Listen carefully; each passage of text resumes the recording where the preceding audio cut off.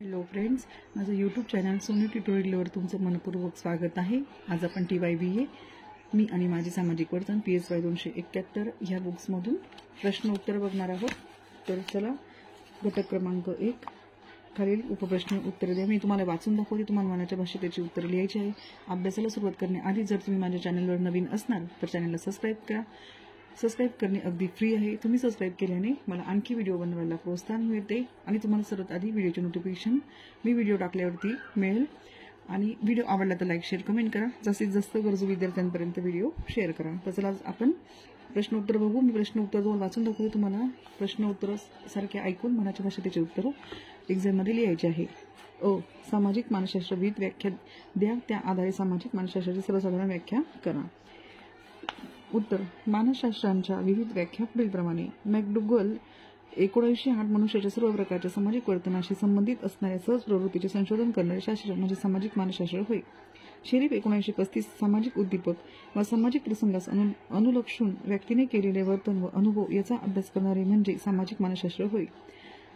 युग 1948 यांच्यामध्ये सामाजिक मानसशास्त्र म्हणजे व्यक्तीच्या सामाजिक संबंधावर विशेष लक्ष देऊन त्यांचा समूहसभासद या भूमिकेत केलेला अभ्यास होय. ऑलपोर्ट 1968 यांच्यामध्ये प्रत्येक व्यक्तीचे विचार, भावना व वर्तन यावर इतर व्यक्तींच्या प्रत्यक्ष व अप्रत्यक्ष अस्तित्वामुळे कसा परिणाम होतो हे समजणे व त्याचे स्पष्टीकरण देणे.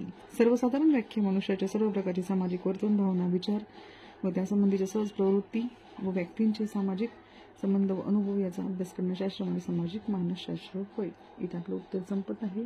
आता पुढचा प्रश्न.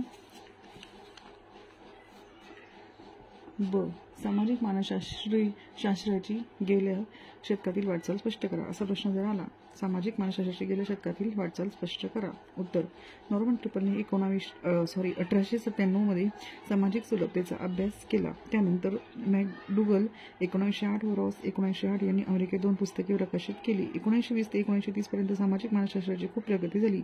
ऑलपोर्ट यांच्या खास त्या ऑलपोर्ट यांचे 1924 मध्ये पुस्तक प्रकाशित झाले. कर्ट लेव्हिनचे प्रायोगिक तंत्राचा वापर केला त्या सामाजिक मानसशास्त्राचे जनक म्हटले जाते.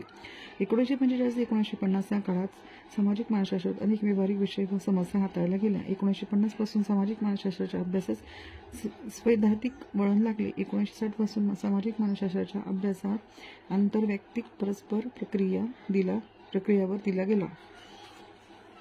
1980 व त्यानंतर उपपत्ती व सिद्धांत निर्मिती आणि व्यावहारिक विषयाचा अभ्यास असे 2 संशोधनाचे प्रकार आढळतात. सामाजिक मानसशास्त्राचे स्वरूप स्पष्ट करा. उत्तर: समाजाच्या संदर्भात व्यक्तिवर्तनाचे विविध पैलू समजून घेण्याचे कार्य सामाजिक मानसशास्त्रात केले जाते. त्यातील विषयांच्या विविधतेमुळे व त्यात होणाऱ्या बदलामुळे या शास्त्राची पूर्णतः व्याख्या करणे अवघड जाते. सामाजिक वर्तन हे व्यक्तीच्या किंवा इतरांच्या संदर्भात घडत असते.